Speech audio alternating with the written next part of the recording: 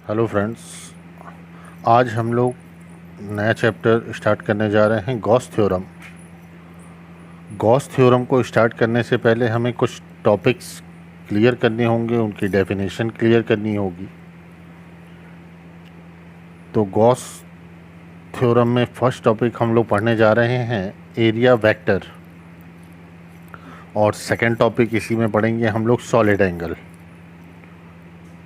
तो आइए डिस्कस करते हैं हम लोग फर्स्ट टॉपिक एरिया वेक्टर। दोस्तों, एरिया ये तो आप लोअर क्लास से ही पढ़ते चले आए हैं कि ये एक स्केलर क्वांटिटी है ना। लेकिन यहाँ वेक्टर लगा हुआ है तो इसका मतलब ये एक वेक्टर क्वांटिटी हो गई। लेकिन उधर हम लोग कहते थे कि एरिया जो है वो स्केलर क्वांटिटी है, अब हम कह रहे हैं वेक्टर। ये कैसे पॉसिबल है? तो दोस्तों, एरिया एक्चुअली होती स्केलर क्वांटिटी ही है। किसी भी सरफेस का ले लीजिए, जैसे ये एक सर्कल सपोज करें हम, और सर्कल क्या सपोज कर रहे हैं आप, एक डिस्क सपोज कर लें, जैसे सीडी डिस्क होती है, डीवीडी डिस्क होती है। उस पर एक नॉर्मल ड्रॉ करें। नॉर्मल मतलब समझते होंगे परपेंडिकुलर, ठीक। जैसे ये हमारी कॉपी अगर एक प्लेन हम सपोज कर ले, तो देखिए इस पर नॉर्मल इस तरह से पेन हम लोग स्ट्रेट खड़ी कर दें, इस तरह देख रहे होंगे आप, तो ये हमारा नॉर्मल कहलाता है। ये कॉपी पर नॉर्मल हो गया 90 डिग्री पर ना। तो इसी तरह से एक नॉर्मल हम लोगों ने ड्रॉ किया। तो ये नॉर्मल जो ड्रॉ करते हैं इसी को हम लोग कहते हैं एरिया वेक्टर ए, ठीक। तो यही है दोस्तों इसकी definition. The vector which are perpendicular on any plane is called area vector. It is a vector quantity. फिर इसका एक फार्मूला हम लोग बनाते हैं कि suppose area of a plane is A and normal drawn to the area is n cap, then vector A equal to A into n cap. यहाँ पर ये वाला ए दोस्तों एरिया वेक्टर है। ये मैग्नीट्यूड ऑफ सरफेस एरिया है। जो area आपका सर्कल लिया आपने, डिस्क लिया, उसका एरिया का मैग्नीट्यूड है ये। और एन कैप जो है वो नॉर्मल को ड्रॉ करता है, मीन्स परपेंडिकुलर की डायरेक्शन को शो कर रहा है। तो दोस्तों ये होता है एरिया वेक्टर। इसकी नीड हम लोगों को गॉस थ्योरम में पड़ेगी।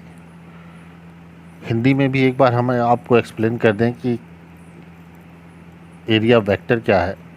अच्छा, टॉपिक वहाँ पर भी यही रहेगा हम लोगों का, एरिया वेक्टर ही। तो किसी सतह, अब सरफेस को आप कहेंगे सतह, किसी सतह पर खींचा गया लंबवत सदिश, एक सतह ले लें, उस पर खींचा गया एक लंबवत सदिश, जिसे एरिया वेक्टर कहते हैं ना, या एरिया सदिश कहते हैं। अब फॉर्मूला वही रहेगा इसका, एरिया सदिश का, A equal to A into n cap.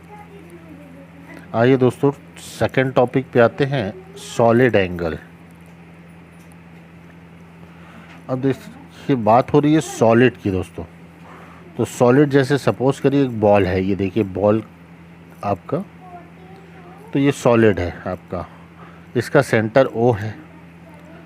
अब बॉल पर दोस्तों एक सरफेस ले लीजिए, एक स्मॉल सरफेस, ये डी ए दिख रहा होगा आपको, एक छोटा सा सरफेस बॉल पर आप एक पेन से ड्रॉ कर लीजिए, छोटा सा सरफेस, सर्कल या कोई भी शेप आप ड्रॉ कर सकते हैं।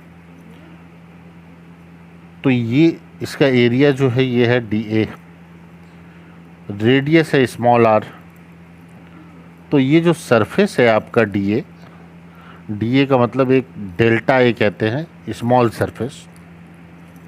ये स्मॉल सरफेस जो सेंटर पर आपका एंगल ड्रॉ करेगा, उस एंगल को हम लोग कहते हैं सॉलिड एंगल। तो the area of A spherical surface, definition ये हो जाएगी, the area of A spherical surface subtend an angle at the center of the sphere.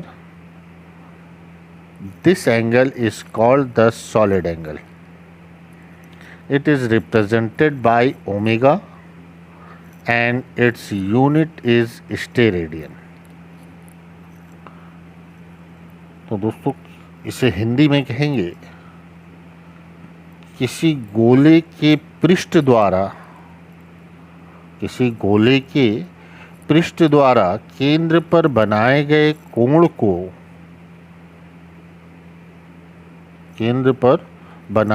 कोण को घन कोण कहते हैं।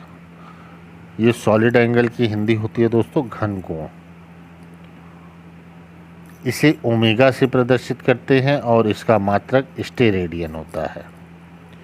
अब देखिए दोस्तों, इस गोले के इस स्मॉल सरफेस डीए द्वारा बनाया गया ये जो कोण है डी ओमेगा, यानी आपका सॉलिड एंगल, इसकी वैल्यू होगी d omega equal to d A upon r square. अब डी ओमेगा इसलिए दोस्तों क्योंकि ये एक स्मॉल सरफेस है और स्मॉल सरफेस के लिए सेंटर पर बना हुआ जो एंगल है वो आपका एक स्मॉल सॉलिड एंगल है। लेकिन अब हम होल स्फीयर की बात करें, यानी पूरे बॉल की बात करें, तो पूरा बॉल जो है कुछ इस तरह से दोस्तों बनाएगा कि ये हर जगह से आपकी एक लाइन आएगी पूरे सरफेस से और यहाँ पर एक एंगल बनेगा सेंटर पर। तो होल सरफेस के अकॉर्डिंग सेंटर पर जो एंगल बनेगा वो सॉलिड एंगल होगा ओमेगा। तो ये देखिए डी ओमेगा था, यानी में से एक स्मॉल एंगल था। अब होल सरफेस के अकॉर्डिंग जो सॉलिड एंगल ड्रॉ होगा वो होगा ओमेगा। तो ओमेगा इक्वल टू, अब यहाँ पर एक स्मॉल सरफेस लिया था, अब होल सरफेस हो जाएगा पूरा स्फीयर का एक सरफेस। तो होल स्फीयर का सरफेस ए ले लिया, रेडियस वही होगी r square. Surface of sphere होता है दोस्तों 4 पाई आर स्क्वायर। तो ये 4 पाई आर स्क्वायर हम लोगों ने रख दिया। आर स्क्वायर से आर स्क्वायर कैंसिल हो जाता है और रिमाइंड में रहेगा 4 पाई, जिसकी यूनिट होगी स्टेरेडियन। तो ये है दोस्तों सॉलिड एंगल। इन दोनों डेफिनेशंस को अच्छी तरह क्लियर कर लें क्योंकि गॉस थ्योरम में इसकी नीड पड़ती है। तो अगर आप ये प्रिपेयर नहीं करेंगे तो फिर गॉस थ्योरम आपको प्रिपेयर करने में प्रॉब्लम होगी। और अगर आपको चैनल पसंद आया तो इसे सब्सक्राइब करें ताकि नई वीडियो आप तक जल्द से जल्द पहुंच सके। Thank you.